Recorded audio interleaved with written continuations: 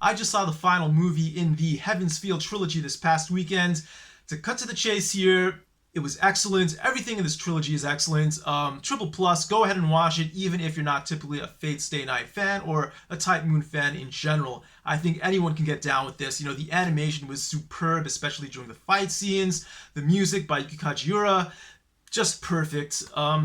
As an adaptation, it really adapted the third arc of the visual novel, the original Fate Stay Night visual novel, pretty much as well as it could have. They made a few changes here and there, and some of those changes I found a little bit off-putting personally because I knew those weren't part of the original stories, and they were sort of thrown in just to build the greater Fate universe or the greater Nasu universe.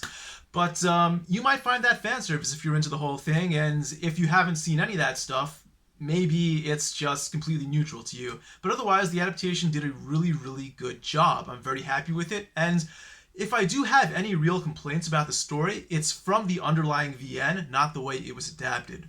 And these are typical shonen criticisms. You've probably heard me say these things countless times before, and if you see the movies, you'll probably realize what I'm talking about when I'll say power level type criticisms. How come some characters are more or less powerful at different parts of the story? That doesn't make sense. Or how come characters can use certain powers at point A but not point B, that kind of thing. But in the end, it doesn't matter all that much.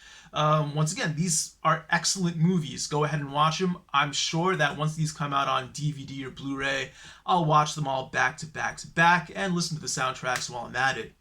Now, to let you know where I'm coming from on this one, my history with Fate Stay Night. So, back in 2006, I watched the original Fate Stay Night Fate arc anime when that came out, and I thought it was just okay at the time. Now, I saw a lot of people at that time complaining online that it did not do the VN justice, and it was just some stupid garbage adaptation that never should have made or never even existed to them in the first place. So, I thought that criticism was really harsh, so I checked out the VN back in like 2009 to 2010. It was very long and the sex scenes were terrible, but otherwise it was a very good, well thought out story, and I wouldn't put it on a pedestal, but I did really like it. And then I was even blown away by the Fate Zero anime that came out a few years later. That is still the peak of the Fate franchise for me. Absolutely excellent. Once again, Yuki Kajiura, and great animation there too. So Fate Zero, check that one out for sure. And there were a few other random things here and there that I definitely enjoyed, but never really hit that same peak as Fate Zero. Like the Unlimited Blade Works movie and then later the TV series. Those were both well done in my opinion, but not triple plus good. Just, you know, double plus very good. I think if you're not invested in the Fate universe or if you're not a Fate fan, it might be a little bit boring to you, but I was a fan enough to really enjoy that stuff and to sort of fill in the gaps of the stuff that wasn't really animated or adapted. And then Carnival Phantasm was much, much better than it had any right to be. That was like a comedy sort of parody version of the Fate or Type Moon universe. Still really good, and it has incredible rewatch value. I'll probably rewatch that again someday. I hope they make another series, although I don't really expect them to.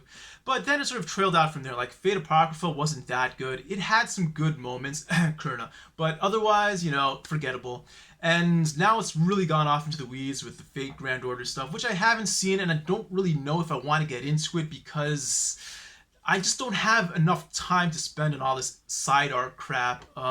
You know, Prisma Ilya, I watched like 2 seasons of that. It's kind of pedo garbage, but, you know, Ilya kind of deserves that final arc for her, so I'm willing to put up with it a little bit, but I haven't seen it beyond 2 seasons.